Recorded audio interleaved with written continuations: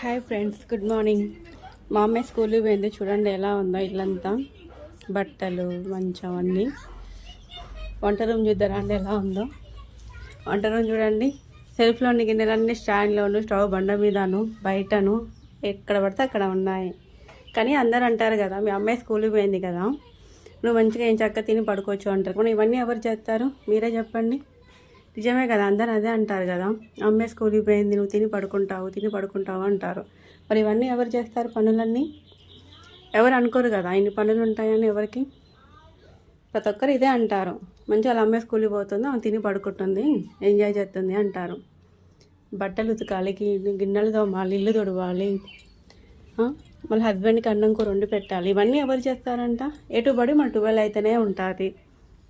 మళ్ళీ 12 అయ్యాక మళ్ళీ పాప వస్తుంది, పాపకి స్నాక్స్ చేసి పెట్టాలని అదో ఆలోచన, అంతే కదా. మరి మీరేమంటారు?